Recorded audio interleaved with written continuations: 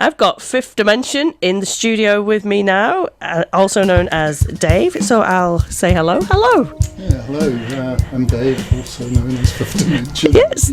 Maybe put it that way, right? Yeah, that's right. Yeah. So where did your name come from? Because we were all really curious about that. Oh, it was just a nickname that someone gave me at high school. So it's maybe not the best band name. I just kind of stuck with it. So spelling with lots of F's, just the lazy Taranaki pronunciation. Fifth Dimension. And why do you think they called you that? Oh, I suppose I was just interested in things that were a little bit different. Ah, yeah. It was a boys' school and you had to play rugby and... yeah. But a lot of us musicians are completely Fifth Dimension, eh? You know? I mean, I'm a bit off the wall, you know, most people call me that too. So, how long have you been doing music? Well, I first put an album out in 1998. Wow.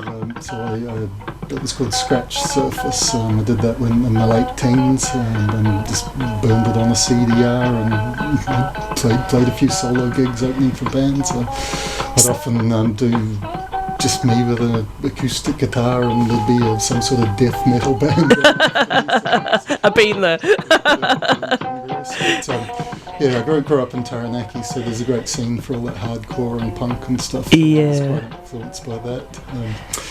Today I was doing more the acoustic end of the spectrum, but sometimes I like to get loose with a bit of noise as well. Oh, nice. Well, I'm going to look out for you then, because that's quite exciting. And, you know, the stuff that you were doing was quite interesting as well. You know, there's lots of sounds and things like that, like soundscape type things. Yeah, I mean, I've just this year or in the last couple of years, I've sort of been stripping it right back, so just gone back to where I was at the start, actually, with just me and the guitar or the banjo. I got the banjo a few years later after I left New Zealand. I was living in Melbourne for a while. Right. And it was just a new element. Yeah, just brightens it up a little bit for you. Yeah, and then I travelled a bit further around Asia. I was living in South Korea and Japan and Eastern Europe briefly. And, New Zealand, went away again. So yeah, I'm living in the Wairarapa now. Yeah, so did the travels influence the sound of your music? Oh, definitely. Yeah, there's all kinds of different instruments and different scales and things that you just wouldn't hear in Western music. Yeah, that's right, actually, because we did a sort of a sound. There's this guy come and did play these instruments with us. Nash Kochel, he's not here today, but he was saying about all these different instruments and the scales and stuff. It's amazing that they don't. We've just got this one scale and like the octave, but other people have lots more. Yeah, there are other ways of doing it. Yeah. So I made some albums sort of 10 years or so ago out of field recordings and sort of electroacoustic stuff. Oh, that sounds interesting. But yeah, as I said, for this I was just stripping it back to just the guitar. Yeah, so have you put anything out on the digital platforms? There's a bit of stuff on Bandcamp, but if you just go to my website, fiffdimension.com, it's all there. Oh, that's cool. So you've got like a hub where everybody can go and, if they've enjoyed you today, they can go and have a look at what you've done in the past. And there's a Facebook page and YouTube and whatever. Cool. So when did you come to Wairarapa? About 2 years ago. So settled in Featherston and still commute to Wellington for my day. Yeah, my husband does that. Yeah, some of my family are in the Wairarapa and have been for generations actually. So even though I grew up in Taranaki, my ancestry is in this part of the country, so it's great to get to know it better. Yeah. So have you always just been a one-man band? Is that the way you've preferred to work? There's been up to about 17 or 18 at one point. What, people in your band? Yeah. Gosh, that would be interesting. Yeah, we did a show in the Fringe Festival a few years ago. It was called the Ascension Band. So that was a collaboration with Nigel Patterson, who's the keyboard player from the Black Seeds. Yeah. So he kind of helped me orchestrate it for a bigger group. Wow. So we had a kind of an 18-piece punk. 18-piece punk band. Oh, that must have sounded awesome. Yeah, it had Hammond organs and... Oh, fabulous. Yeah. Yeah, a little bit unwieldy to carry around in your pocket. Well, Hammond, yeah, I reckon. They're pretty big instruments, hey? So do you do many gigs around the area? Well, in Featherstone I've been playing at the Dragon Inn. Oh yeah. The open mics there, and then there's this, so that's about it. So Yeah, it's we're a bit short on venues really, but yeah, it'd be cool to see you around a little bit more. Yeah, thanks. So, yeah, so you got any plans to record any more albums or EPs? Well, just the last few that I did in the set, those pieces by my ancestor John Colley, so that's kind of my project for this year, and I'm hoping to work with some of my younger relatives on it. Oh, that's... They're his descendants as well. Oh, that's cool, and that's what you it's in this book that you've got here. That they're the lyrics from. So you used. Yeah, these are your cameras here. Yeah, so the book's called Poems and Lyrics in the English and Scotch Dialects. Wow. And it's written in 1856 by John Colley of. So they're all in like dialects like mine, probably. Yeah, some of it's pretty broad Scottish. Some of it's more standard English. All right, yeah. So how are you finding singing in broad Scottish dialect? Oh, William Nobble was proud of his gear, neither he nor his wealth of charms for us here. Oh, that's amazing. That's really good. And I've got Scottish ancestry up in Edinburgh, in that area. That's really good. So have you visited Scotland? No, I haven't actually. My grandma on my mother's side was Scottish, and then some of Dad's ancestors, John Colley was Scottish, so there's a bit on both sides. But I haven't been there yet. So when you travelled the world, did you take your guitar with you and did you do some gigs? I took the banjo actually. so that banjo's been right around the world with me, and yeah, did it. Yeah, played in Seoul and played in Montenegro and Bar, so little out of the way places. Oh, that's awesome! And did you play punk stuff out there? Well, just whatever I could do on the banjo. Oh yeah, of course it's a banjo. I mind you that we've been talking with each band about different things, and there was an earlier band on called Maniac who talked about doing a barbershop metal fusion, which I thought was really interesting. So you never know. Yeah. I mean, there's so many different genres, and they can all intersect. Exactly. That's the kind of thing that I sort of find quite interesting, that you can actually fuse a number of different genres and instruments that you wouldn't generally find in there. Because I play trumpet and my band's sort of punk edged, so it's like that sits in there quite in an interesting fashion sometimes, and people go, oh, you've got a trumpet, that's very interesting. But yeah, it was very interesting to hear your songs. They were very stripped back. I use music as a sort of sometimes a way of opening up. Do you find that it's a good therapy for you?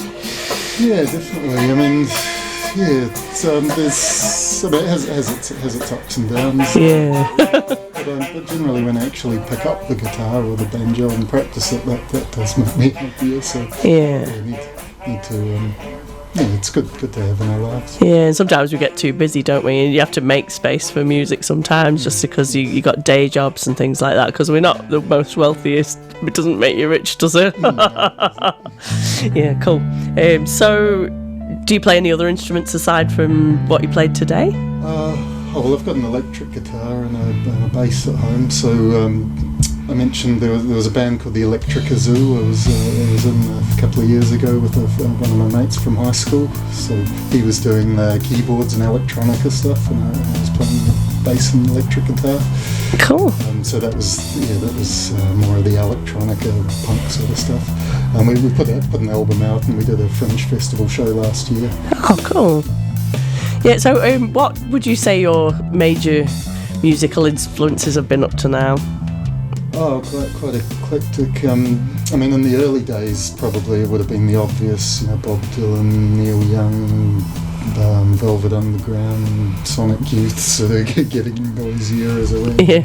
It seemed to Louis Boughton, maybe John Zorn, and Derek Bailey was a British English guitar player who was a particular influence. And then when I was 20, I moved to Wellington, and there was some, more avant-garde sort of stuff happening at a venue called The Space.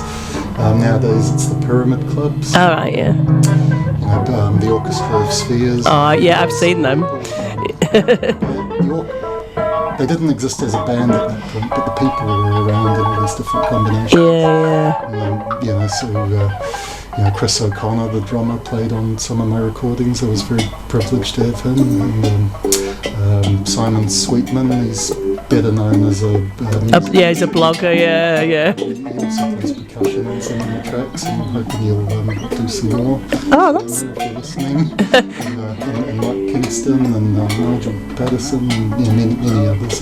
And then after travelling, there were all those world music influences. So Indonesian gamelan became a particular favourite. So I played in the gamelan Padang Monca and gamelan Tani Fajaya groups in Wellington. Oh wow, that sounds cool. Yeah, that's quite an interesting instrument. And so you learnt that, did you? And often picked it up. Yeah, well they have regular rehearsals there on Wednesday evenings. So just if you turn up, you can learn. So gamelan is it's an Indonesian percussion orchestra, and it has some of the parts can be quite simple for beginners, and there's also very technical stuff. Oh, that's a good way to. Yeah, it's a good way to get into it. Then you can start off with the more easy parts, and then move into something a little bit more crazy. Yeah, so I was playing the main bass line melody sort of stuff. Yeah. On the jiblag with the saron. Oh wow, that sounds cool. So you say you're quite interested in sort of more avant-garde music? Well, all kinds of things. Really. I enjoy traditional jazz and folk.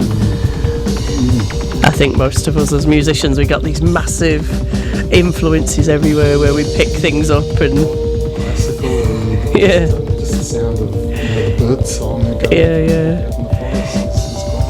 Yeah, I remember. As I say, when I first moved to this area, I was a trumpet player, and I went to the brass band. And a lot of my early writing songs that I wrote were influenced from brass band music, but they don't sound like brass band music now. But the influence is sort of there. Do you know what I mean? It's we get our influences from everywhere, don't we? From everything. So do you write? You write your own lyrics as well. Where do you get inspiration for that kind of thing? Well, that's a big question. Yeah, that's a tricky one. I guess, just little fragments would sometimes just pop into my head, and I write it in a notebook, and then later compile some of them. And nice. Yeah, because some people write stories, and some people do exactly. I've got a friend who writes exactly like you do there with that kind of thing. Yeah, I think with the songs, hopefully you can get away with a little bit of ambiguity. Yeah, and people then start trying to work you out, don't they? That sort of makes it even more interesting for people, because they're actually trying to work out what you're trying to say in the song, and it is like just fragments of interesting words that go together. Yeah, and then hopefully we develop as we. Yeah. As you've noticed, you've got quite an interest in sounds as well as the songs. There's a lot of sounds in your music. What you do with your guitar and your banjo. Sort of like there was almost I could hear the Eastern influences in your. There was one piece I did. Eastern was actually the title. I was using a Hijaz scale, which is comes from Turkish music. It's quite common in the Balkans, part of southeastern Europe. Yeah. And the rhythm was rather than you don't count four like in rock music. 1, 2, 3, 4. You actually count to 7, so you go 1, 2, 3, 1, 2, 1, 2, 1, 2, 3, 1, 2. Yeah.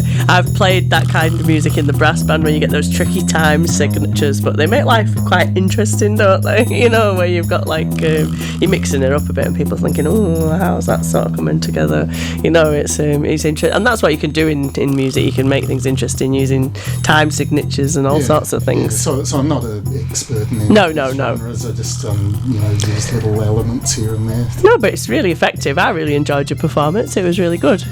Yeah, it was really cool. And it's nice to, my husband really was into the banjo at once, but he sort of discarded it when we moved here, so probably nice to see it out again. You don't see many people incorporating it in that kind of music that you do. So, yeah. The 5-string banjo is probably more associated with American folk music. Yeah, that's right. America's not somewhere I've travelled to, so gravitate more towards Asia Pacific, Europe. So is there any instrument that you've thought you'd love to learn that you haven't learned yet, that you've got in your ambition list?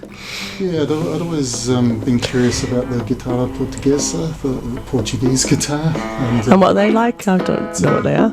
It's a kind of a lute-shaped thing with 10 or 12 strings and a weird tuning, but Portuguese fado music I enjoy. Another of my great-great-grandfathers was Portuguese. He was from Flores Island, which is way out in little speck out in the Atlantic. Yeah. He stowed away on a whaling boat and ended up in New Zealand and settled in Wairarapa eventually. Oh, cool. So hopefully you can come back to that and learn it then in the future. Well, Joe, that was quick, wasn't it? We run out of time already, so that was nice and easy. So thanks very much, Dave, for being in the studio with us, and thanks for performing for us. It was beautiful music earlier. And we look out for you in Wairarapa. And you've got your website, fiffdimension.com. So you can pop over there and look at his music. So now we're going to hand over to the studio because I think we've got another fabulous artist coming on the hour. So over to the studio. Thanks very much. Thank you.